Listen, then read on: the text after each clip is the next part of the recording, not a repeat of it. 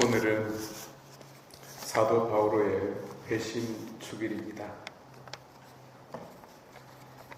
예수님께서 제일 먼저 공생활 시작 후 회개하라, 하늘나라가 가까이 왔다라고 선포하셨습니다. 그러니까 회개는 기독교 신앙의 첫걸음이 되겠습니다.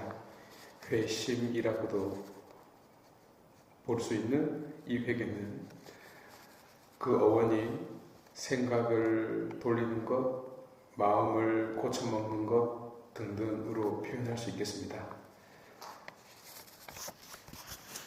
어디로 돌려야 할까요?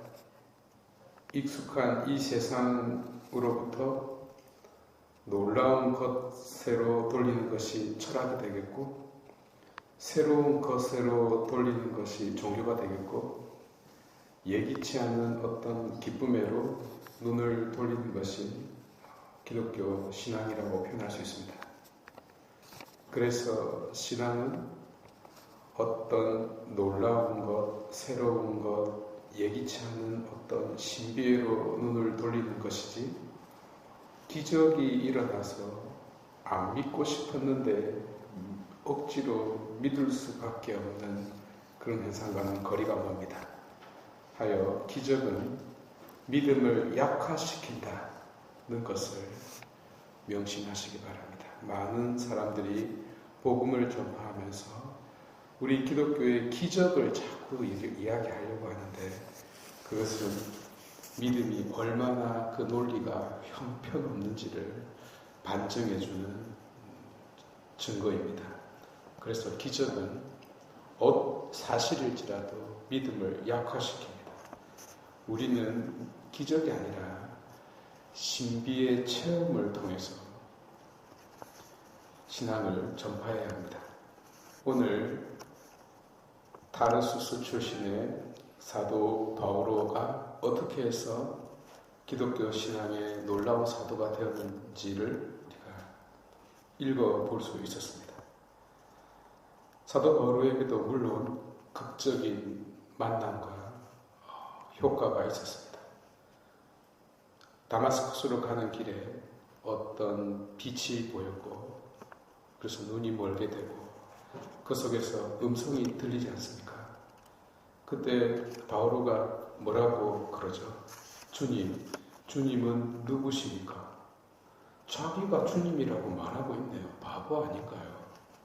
자기가 누구라고 질문해 놓고 주님이라고 하지 않습니까? 무슨 뜻인가요? 뒤에 그렇게 기록했다는 뜻입니다. 그 음성 속에 이런 메시지가 들려왔어요. 나는 네가 박해하는 예수다. 왜 자꾸 나를 박해하느냐?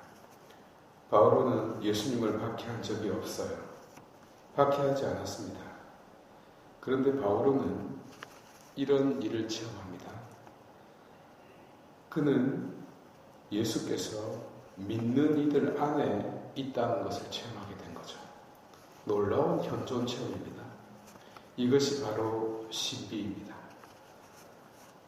바오로에게 있어서 예수님은 하느님의 존재 방식으로 존재하고 있는 그것을 체험했던 거죠. 예전에 야곱이 형님을 만나기 전에 형님 얼굴 안에서 하느님의 얼굴을 체험하지 않습니까? 이제 바오로는 하느님과 똑같은 방식으로 존재하는 그리스도의 현존을 체험하게 되는 것이죠. 그런데 그 그리스도가 인간임을 알게 되지 않습니까? 그분이 바로 육화하신 그리스도였고 십자가에 못 박혀 죽으신 그리스도였습니다. 그런데 그분이 죽지 않고 다시 부활하셨다는 거죠. 어떻게 해요? 믿는 이들 안에 살아계신 부활하신 그리스도예요. 그래서 사도 바오로가 회심했다는 말은, 사도 바오로가 회개했다는 말은 맞는 표현이긴 하지만 부족한 표현이라고 저는 생각합니다. 그는 죄책감 때문에 회개한 것이 아닙니다. 그는 신자들을 박해하고 죽였기 때문에 회심한 것이 아닙니다. 회도한 것이 아닙니다. 불신자였는데, 박해자였는데 어떤 극적인 사건으로 말미암아 사도가 되었다는 그런 반전을 전하는 것이 아닙니다. 오히려 그는 시야가 넓어진 것입니다. 그는 생각이 깊어진 것입니다. 그리고 그 결과 마음속 깊은 곳에서 감동의 우물을 길어 올리는 자가 되었던 것이죠. 말하자면 신앙에는 일괄성이 있습니다. 흔히 우리는 바오로가 유다교를 버리고 기독교를 믿는 자가 되었다고 하지만 제 생각은 그렇지 않습니다. 바오로는 유다교를 버린 적이 없습니다. 그는 예수를 그리스도로 믿는 자였습니다. 그 결과 유다인들에게 거부를 당하고 쫓겨난 것이죠. 그는 유다교의 최종적 목적지가 예수 그리스도임을 확신했던 것입니다. 그는 유다교의 결정적 부족이 바로 그리스도라는 것을 깨달은 자였다는 것입니다. 그래서 그는 그것을 결코 포기할 수 없었고, 그것을 포기할 바에야 다른 모든 것을 포기하는 것이 훨씬 나을 정도로 그에게 있어서 예수는 모든 것이었고, 그에게 있어서 예수는 그리스도였습니다. 바로 그 예수께서 하느님의 놀라운 구원을 가져다 준 자, 곧 우리와 똑같은 자로 육화하시어 인간의 삶을 걸으시고 바로 그가 십자가에 못 박혀 돌아가시고 바로 그 이유가 우리를 구원한 자라는 것입니다.